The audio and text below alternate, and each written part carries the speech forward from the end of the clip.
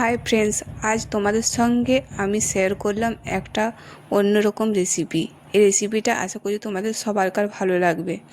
আজকে আমি রেসিপিটা করছি বেঁচে যাওয়া ভাত দিয়ে একটা অসাধারণ রেসিপি। এই রেসিপিটা ছোটো থেকে বড় সবারকার পছন্দ হবে। তো এখানে আমি নিয়েছি সয়াবিন বড়ি। তারপর দেখতে পাচ্ছ আমি এখানে দুটো আলু একটা পেঁয়াজ নিয়েছি। তো পেঁয়াজ আর আলুগুলো ছোটো ছোটো করে কেটে নিয়েছি।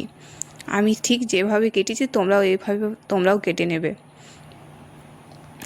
তো আলু আর পেঁয়াজ আমার কাটা হয়ে গেছে।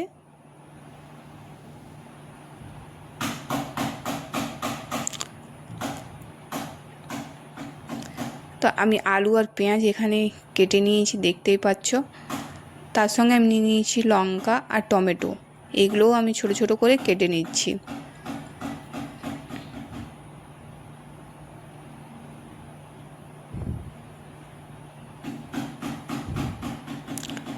তো সয়াবিনগুলো যেগুলো ছিল সেগুলো আমি ছোট ছোট টুকরো করে নিচ্ছি।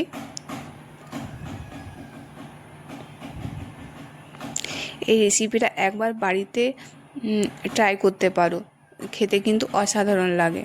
তো তারপর দেখো তেল গরম করে নিয়েছি। তো তার মধ্যে একটা ডিম দিয়ে দিয়েছি। ডিমের মধ্যে অল্প পরিমাণ নুন দিয়ে তাতে আমি ভেজে নেব। এভাবে নাড়াচাড়া করে আমি ভেজে নিয়েছি। তো ভাজা হয়ে গেছে, এবার আমি ডিমটা উঠিয়ে নেব।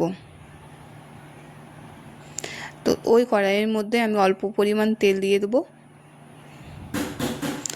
তারপর পেঁয়াজ, লঙ্কা, আলু আর টমেটো এই সব কটা জিনিস আমি দিয়ে দিচ্ছি।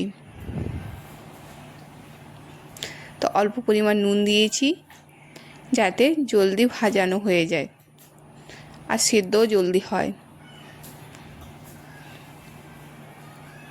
তো এভাবে আমি নাড়াচাড়া করে অল্প কিছুক্ষণ আমি ভেজে নিয়েছি। তো তারপর দেখো আমি টমেটোগুলোও দিয়ে দিয়েছি। টমেটোগুলো অল্প নাড়াচাড়া করে ভেজে নেব।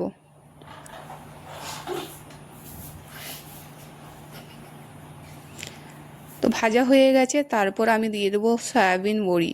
তো সয়াবিন বড়িগুলো অল্প নাড়াচাড়া করে ভেজে নেব। তো ভাজা ভাজা হয়ে গেছে। তো এবার আমি দিয়ে দেবো ভাত। অবশ্য ভাত তো থাকবেই, কারণ আজকের রেসিপিটা ভাত দিয়ে, বেঁচে যাওয়া ভাত দিয়ে আজকের রেসিপিটা তোমাদের সঙ্গে শেয়ার করলাম। তো অল্প পরিমাণ নুন, সয়া সস আর টমেটো সস, আর এখানে নিয়েছি ম্যাগি মশালা। আর তারপর দেখতেই পাচ্ছ ডিম যেটা আমি ভেজে রেখেছিলাম সেই ডিমটাও আমি দিয়ে দিলাম। তো দেখতেই পাচ্ছ কতটা সুন্দর লাগছে দেখতে। এভাবে নাড়াচাড়া করে 5 মিনিটের মতো আমি ভেজে নিয়েছি। তো আমার রেডি হয়ে গেছে। তো এটা বাড়িতে অবশ্যই